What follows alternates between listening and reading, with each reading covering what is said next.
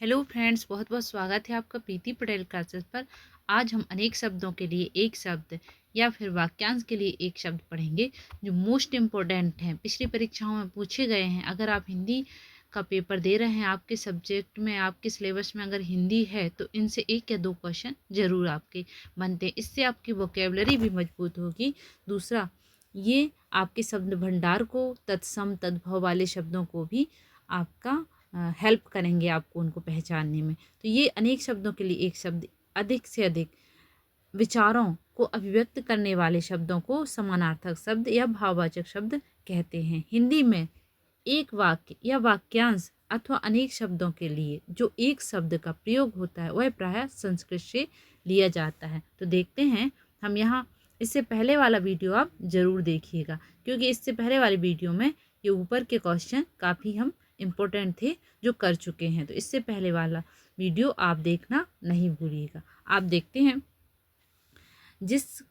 जिसे कर्तव्य ना सूझ रहा हो किम कर्तव्य विमूढ़ कहा जाता है। 100 वर्षों का समूह शताब्दी कहा जाता है। दो भिन्न भाषा के बीच मध्यस्थता करने वाला, मतलब दो भिन्न भाषाएं हैं और उसको एक अनुवाद करता है, उसे द्विभाषी कहा जाता है। विष्णु का उपासक वैष्णव गोद लिया हुआ दत्तक कहलाता है। गोद लिया हुआ पुत्र या पुत्री दत्तक पुत्र या दत्तक पुत्री कहलाती है। आगे देखते हैं,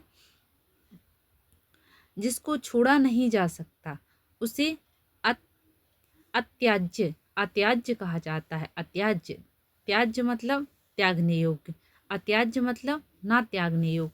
जो आँखों से सुनता हो उसे चक्षु स्त्रवा कहा जाता है, जो आँखों से सुनता हो। आगे देखते हैं, चक्षु स्त्रव्य कहा जाता है। जिससे पेड़ के पत्ते झड़ गए हों उसे अपत कहा जाता है। जिस पेड़ के पत्ते झड़ गए हों उसे अपत कहा जाता है। तैरने की इच्छा करने वाला तितिरसा कहा जाता है। हाथी की पीठ पर रखे जाने वाला, जो हाथी की पीठ पर रखा जाता है उसे क्या कहते हैं? उसे हौदा कहते हैं। जिस प्राणी द्वारा सिद्ध ना किया जा सके, जिसे प्रमाण द्वारा सिद्ध ना किया जा सके उसे अप्रमेय कहा जाता है। उपनिवेश से संबंध हो जिसका उसे औपनिवेशिक कहा जाता है। जैसे कि हमारा देश एक औपनिवेशिक रहा अंग्रेजों के टाइम पर।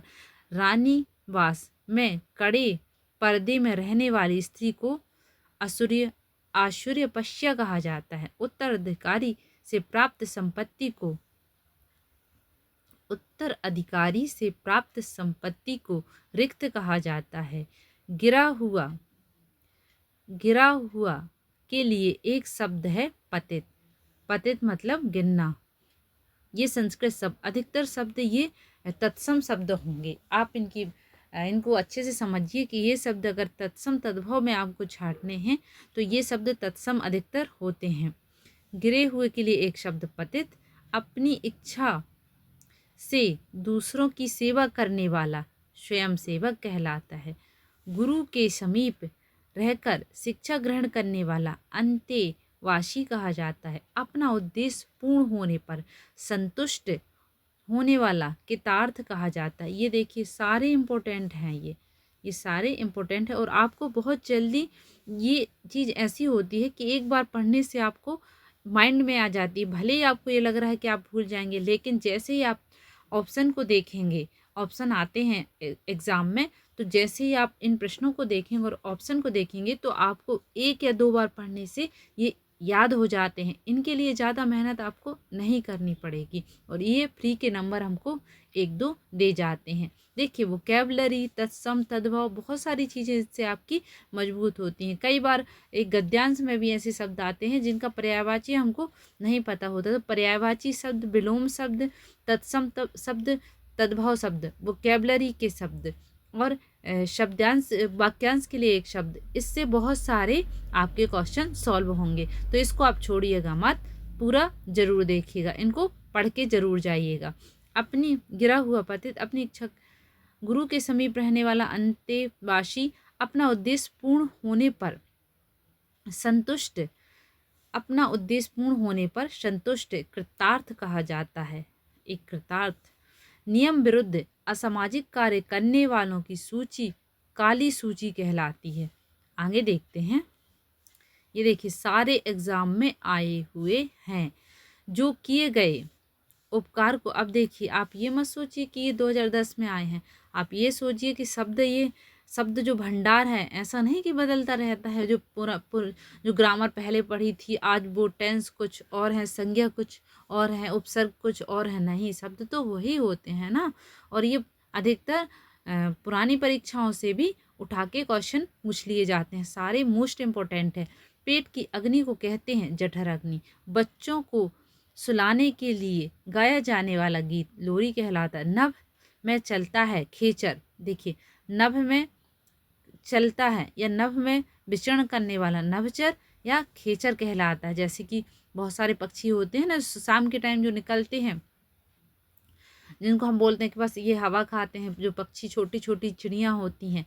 व्याकरण के ज्ञाता व्याकरण कहा जाता है, व्याकरण कहा जाता है। व्याकरणिक बढ़ा चढ़ा कर कहने वाला अतिशयोक्ति कहलाता है। बढ़ा चढ़ा कर कहने वाली कोई चीज़ एक अतिशयोक्ति अलंकार होता है जिसमें किसी बात को बढ़ा चढ़ा कर बताया गया हो।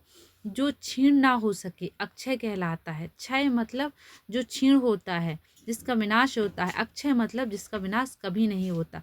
बहुत अधिक बोलने वाला वाचाल कहलाता है। तिलक लगाने के लिए जिस अन्न का प्रयोग किया जाता है उसे अक्षत कहलाता है। अक्षत जैसे भगवान की जब हम पूजा अर्चना करते हैं तो अक्षत का प्रयोग करते हैं ना। अक्षत उनका आवाहन करने के लिए अक्षत जो चावल के दाने लेते हैं तो उनको अक्षत कहते हैं। जिसके इलाज ना हो सके असाध्य कहलाता है। जिसे जीता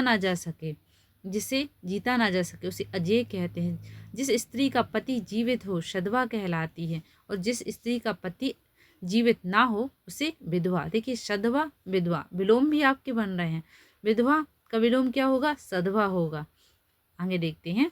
जिसका जन्म छोटी जाति या निचले वर्ण में हो उसे अंत्यज कहा जाता है। अंत्यज, ये देखिए ये संस्कृत का शब्द है, इसकी स्पेलिंग भी कई बार पूछी जा सकती है। आधा ना ताबी आधा है। व्याकरण शुद्धि में शब्द शुद्धि में ऐसे क्वेश्चन आते हैं। जो सब कुछ जानता हो सर्वज्ञ। जिसके सर पर चंद्र हो चंद्रशेखर। भगवान शंकर को कहते हैं चंद्रशेखर। जिसके हृदय में ममता ना हो निर्मम कहलाता है। आगे देखते हैं। पति युक्त स्त्री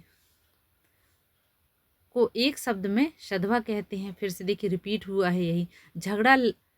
झगड़ा लगाने वाला मनुष्य को कहते हैं नारद। महल के भीतर भाग को किस शब्द से जानते हैं? महल के भीतरी भाग को किस शब्द से जानते हैं? तो अंतःपुर नाम से जाना जाता है। देखिए नारद भाई लड़ाई करवा देते थे पहले देवताओं में, तो आज भी नारद मुनि बोलते हैं जो लोग लड़ाई करवाते हैं यहाँ की वहाँ बात फैलाते हैं। जो कठिनाई से समझने योग्य हो दुर्बोध्य कहा जाता है। जो पृथ्वी से संबंध है उसे पार्थिव कहा जाता है। जो पहले था, देखिए मोस्ट इम्पोर्टेंट कई बार पूछा गया ये पार्थिव। जो पहले था पर अब नहीं हो भूतपूर्व कहा जाता है। जो कठिनाई से मिलता हो दुर्लभ कहा जाता है। आगे देखते हैं।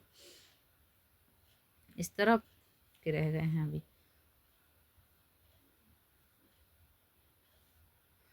बहुत सी भाषाओं को बोलने वाला बहुभाषी कहलाता है। जिससे जानने की इच्छा है जिज्ञासा कहते हैं उसको हम। जानने की इच्छा जिज्ञासा। मदिरा का प्याला चस्का कहा जाता है। वह स्त्री के वशीभूत हो स्तरण कहा जाता है। सवाल जवाब बहस हुज्जत या दिए गए उत्तर पर उत्तर प्रत्युत्तर कहा जाता है। प्रत्युत्तर सवाल जवाब जहाँ पर बहस छिड़ी हो किसी भी चीज़ पर तो उत्तर पर प्रत्युत्तर दिए जा रहे हों तो उसे प्रत्युत्तर कहा जाता है। वह कन्या जिसके साथ विवाह का वचन दिया गया हो वामदत्ता कहलाती है। ऐसी जीविका जिसका कुछ ठिकाना ना हो आकाश वृत्ति कहलाती है। मरण आसन्न अवस्था वाले मुमुर्षा कहलाते हैं। मुमुर्षा मरण आसन्न अवस्था वाला मुमुर्षा। जिसे अपनी जगह से अलग कर दिया गया हो विस्थापति कहलाता। विस्थापित कहलाता। स्थापत्य उसका उल्टा हुआ विस्थापित। बुरे उद्देश्य से की गई मंत्रा दुर्विसंधि कहलाती है। ये देखिए ये विलोम बनाता है। दुर मतलब होता है बुरा। उपसर्ग में लग के जो नए शब्द बनते हैं ना, वो शब्द भी इसमें लिए गए हैं। दुर क्या है? उपसर्ग है जो बुरे भाव को रखने के लिए इसका अर्थ होता है। जो वचन या वाणी द्वारा कहा ना जा सके उसे अकथनीय कहा जाता है। जिसका अनुभव इंद्रियों से ना हो सके अत्येंद्रिय कहा जाता है। अनुभव से देखिए इंद्रिय मतलब इंद्रियों से जिसका अनुभव हो रहा है। अत्येंद्र मतलब जिसका अनुभव इंद्रियां नहीं कर पा रही हैं। 5 इंद्रियां होती हैं अपनी, तो इंद्रियों के द्वारा जैसे कि अपनी स्किन, आँख, नाक, कान, ये क्या है? इंद्रियां हैं। तो इनसे भी जिनका अनुभव ना हो पा उसे अत्येंद्रिय कहा जाता है। घुटने तक बाहें वाला अजान बाहु कहा जाता है। ये भी मोस्ट इम्पोर्टेंट है, कई बार एग्जाम में आया हुआ है।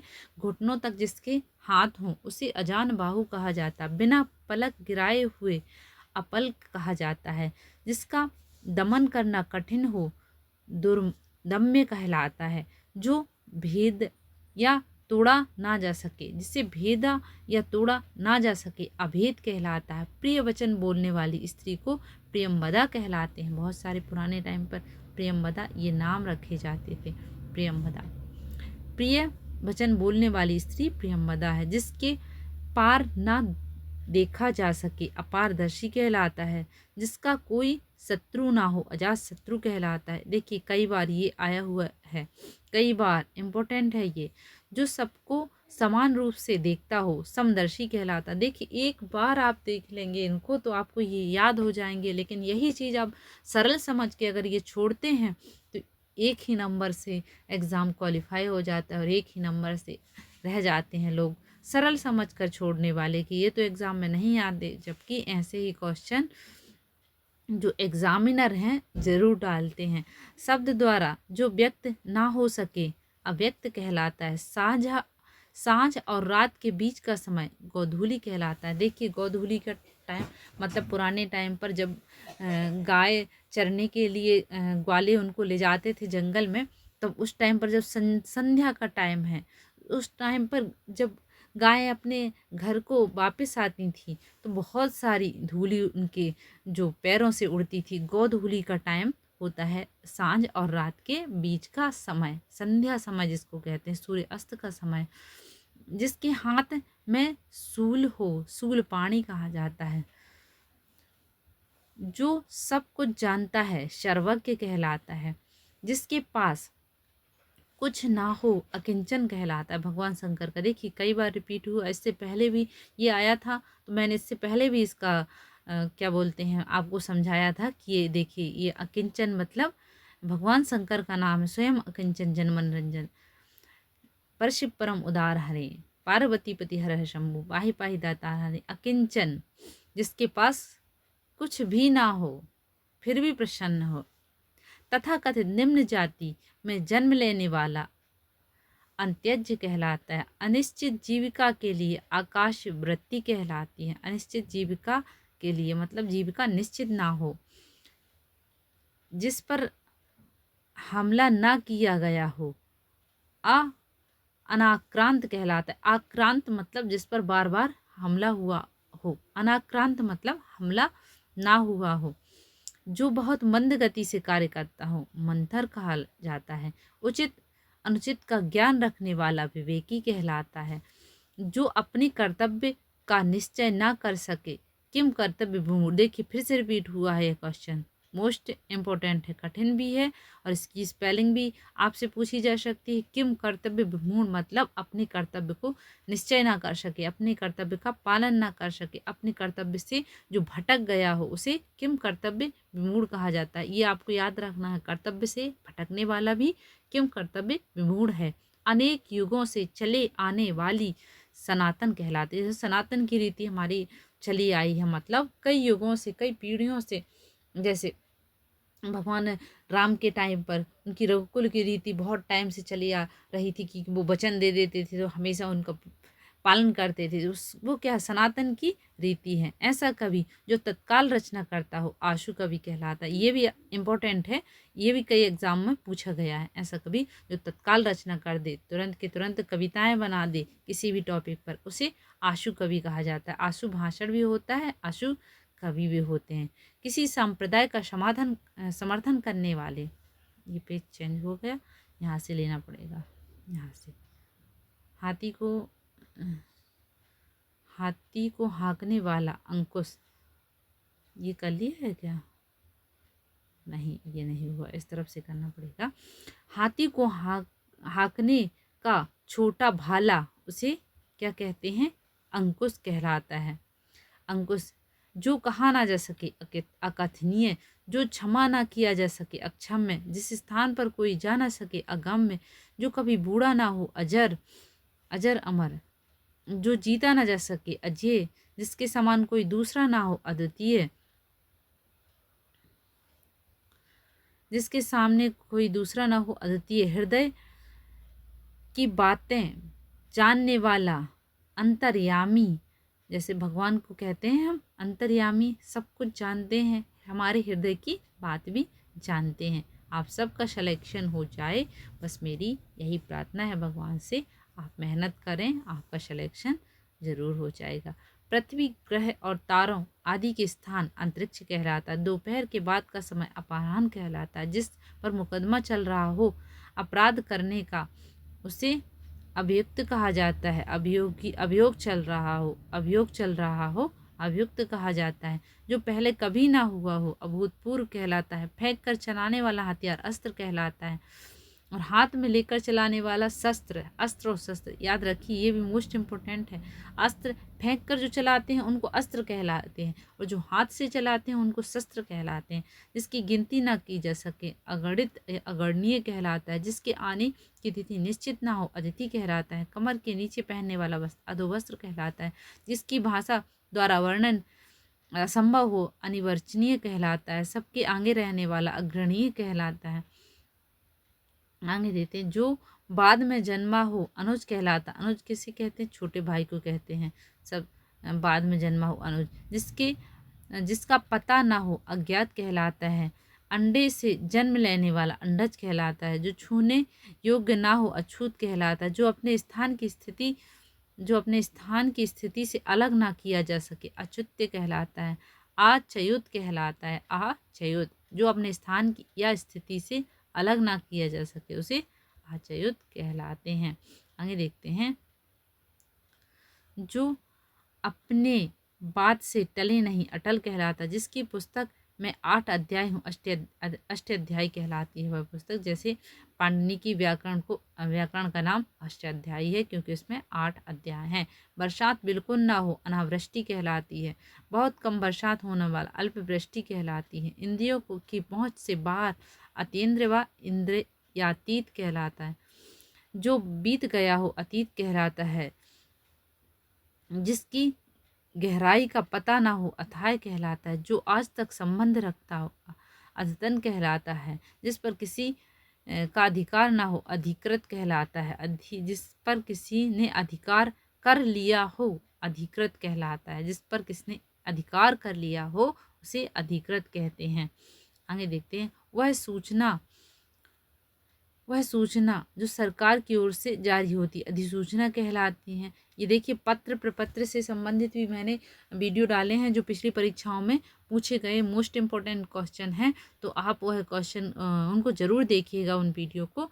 जो प्रपत्र से संबंधित अर्ध सरकारी और सरकारी पत्र होते हैं, औपचारिक अनौपचारिक पत्र से रिलेटिव जो क्वेश्चन होते हैं, अगर आपके सिलेबस में हो तो आप उस वीडियो को जाकर ज़रूर देखिएगा। विधायिका द्वारा स्वीकृत नियम अधिनियम है। अविवाहित महिला अनूढ़ा कहलाती है। मोस्ट इम्पोर्टेंट अनूढ़ा। वह स्त्री जिसका पति ने दूसरी शादी कर ली हो अधिऊढ़ा कहलाती है। दूसरे की विवाहित स्त्री को अन्योढ़ा कहलाती है। पहाड़ के ऊपर की समतल जमीन को अधित्यका कहा जाता है। अधित्यका कहा जाता है। जिसके हस्ताक्षर नीचे अंकित हो अधो हस्ताक्षरकर्ता कहलाते हैं। आगे देखते हैं,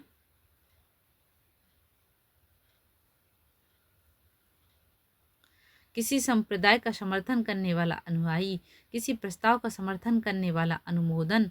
देखिए कन्फ्यूजन हो जाती है, एक बार आपको पढ़ना जरूर है। आप सोच रहे हैं कि नहीं ये तो क्वेश्चन सरल है, हम कर लेंगे, लेकिन ऐसा नहीं होता। एक बार आपको इसको जरूर पढ़ना है। किसी संप्रदाय का समर्थन करने वाला अनुयायी, किसी प्रस्ताव का समर्थन करने वाला अनुमोदन कहलाता है। जिसका जन्म निम्न वर्ण में हुआ हो, अंत्यज कहलाता है।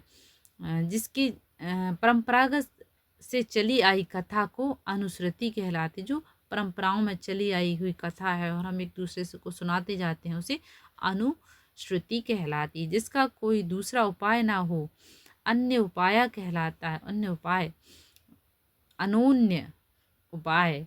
वह भाई जो अन्य माता से उत्पन्न हो, अन्योदर कहलाता। अन्य मतलब दूसरा, उदर मतलब पेट से। उदर पेट को कहते हैं, तो अन्योदर दूसरों की उधर से उत्पन्न होने वाला पुत्र। आगे देखते हैं।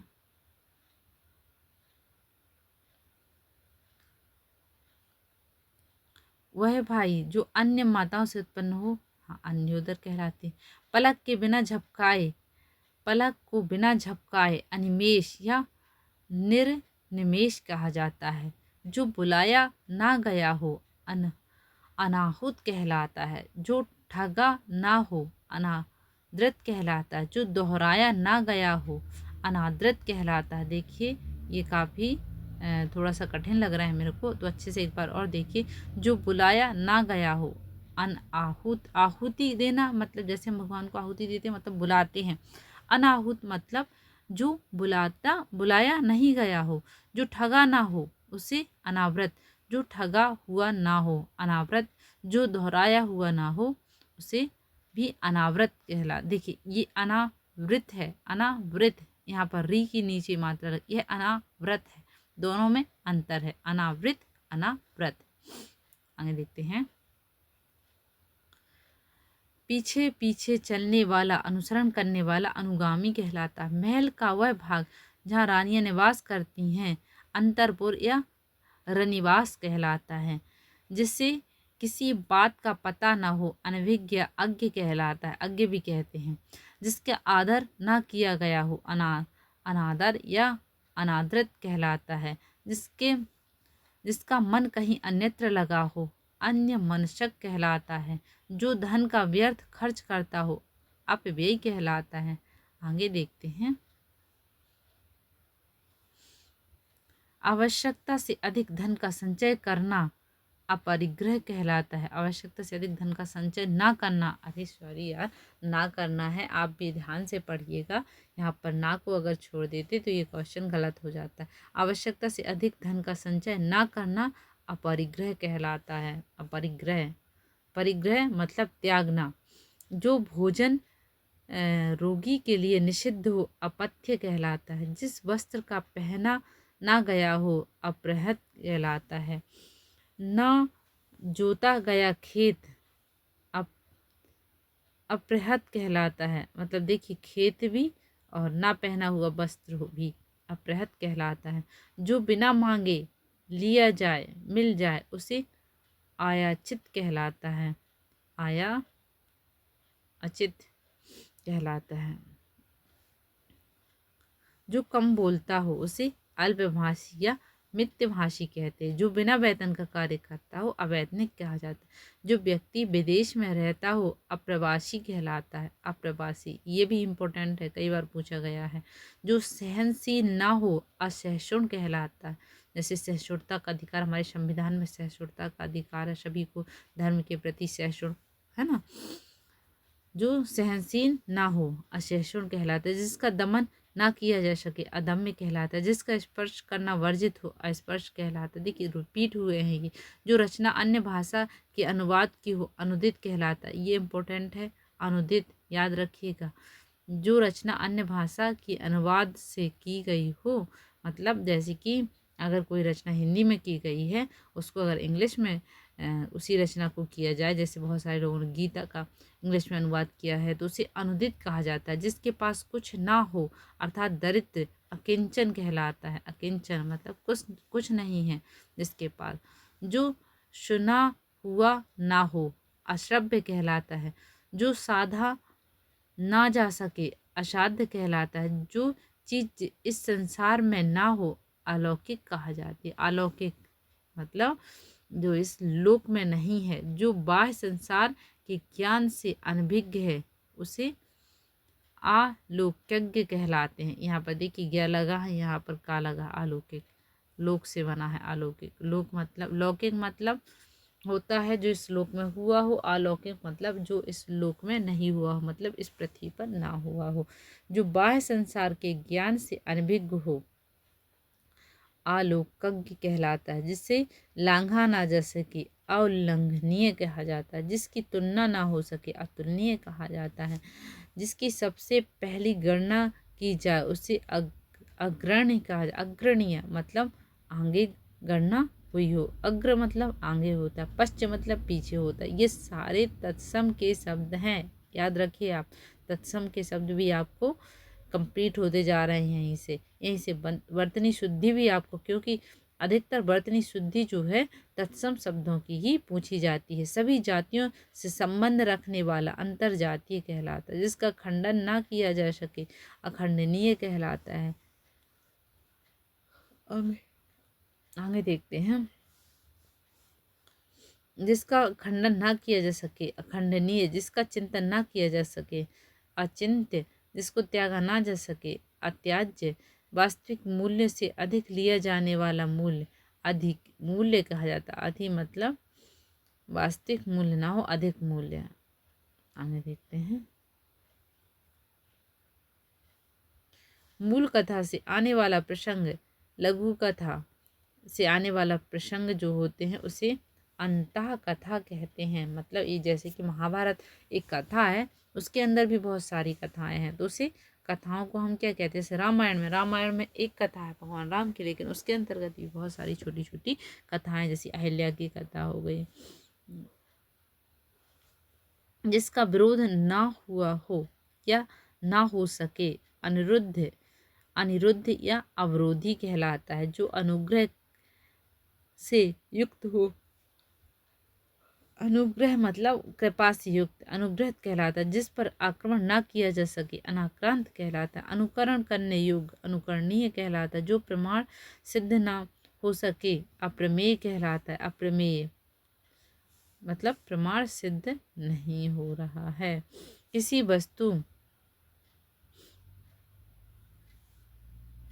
किसी वस्तु को प्राप्त करने की तीव्र इच्छा अभीप्सा कहलाती। देखिए याद रखिए, मोस्ट इम्पोर्टेंट है अभीप्सा। जो साहित्य कला आदि में रस ना ले उसे अरसिक कहलाता है। जो वध करने योग्य ना हो अवध्य कहलाता है। जो स्त्री सूर्य भी नहीं देख पाती आश्चर्य पश्या कहलाती है। मतलब इतनी सुंदर हो, इतनी कलर उसका कि सूर्य को। जो शोक करने योग्य नहीं हो आशोक्य कहलाता है। जो मृत्यु के समीप हो आसान मृत्यु कहा जाता है।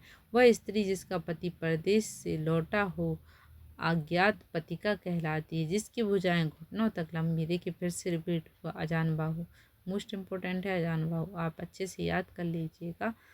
अजान बाहु मतलब जिसकी जो बाहु है, हाथ है, वह घुटने से नीचे हो। अपनी प्रशंसा स्वयं करने वाला आत्म सलाघी कहलाता है। ईश्वर में विश्वास रखने वाला आस्तिक कहलाता है। शीघ्र प्रसन्न होने वाला आशुतोष कहलाता है। भगवान शंकर के नाम है आशुतोष, तुम औगड़दानी, शीघ्र ही प्रसन्न हो जाते हैं। विदेश से देश में माल मंगाना आयात कहलाता है, और यहाँ से जो माल भिजाते हैं उसे निर्यात कहते हैं। सिर से पांव तक आपाद मस्तक कहा जाता है। प्रारंभ से लेकर अंत तक अधोपतन कहलाता है, अधोपांत कहलाता है। अधोपांत कहलाता है। प्रारंभ से लेकर अंत तक अधोपांत कहलाता है। प्रारंभ से लेकर अंत तक अधोपान कहलाता है। देखिए यहाँ तक पूरा कर लें क्योंकि नींद बहुत आ रही है। अधोपांत। जो अतिथि का सत्कार करता हो आतिथेय या मेजबान कहा जाता है। दूसरों के हित में अपना जीवन त्याग देना आत्म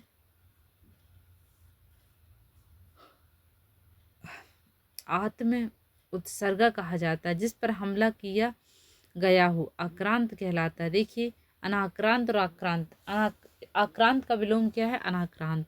इसका भी विलोम पूछा गया था। जिस पर हमला ना किया गया हो उसे अनाक्रांत, जिस पर हमला किया गया हो उसको आक्रांत।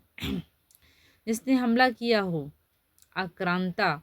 जिसे सूंघा ना जा सके अघ्रेय, घ्रेय धातु से बना। घ्रेय मतलब होता है सूंघना, अघ्रेय मतलब जिसे सूंघा ना जा सके। जो जन्म लेते ही गिर या मर गए हों, जो जन्म लेते से गिर या मर गए हों उसे आजन्मपात कहलाते हैं। पवित्र आचरण वाला आचार पूत कहा जाता है। किन्हीं घटनाओं को कालक्रम से किया गया वर्णन इतिवृत्त कहलाता है। किन्हीं घटनाओं का कालक्रम से किया गया वर्णन, जो घटनाएं हो गई हैं उनको उस समय के अनुसार क्रम से किया गया वर्णन हो इतिवृत्त कहलाता है। इस श्लोक से संबंधित अलौकिक है या लौकिक है। जो इंद्र पर विजय प्राप्त कर चुका हो। इंद्रजीत माँ बाप को का अकेला लड़का, इकलौता जो इंद्रियों से परे हो। इंद्र अतीत उत्तर और पूर्व के बीच की दिशा ईशान कहलाती है। कि मोस्ट इम्पोर्टेंट ये पहले भी पूछा गया है। पर्वत की निचली समतल भूमि उपत्यका कहलाती है। उपत्यका मोस्ट इम्पोर्टेंट है, पूछा गया कई बार। दूसरों के खाने से बची हुई वस्तु को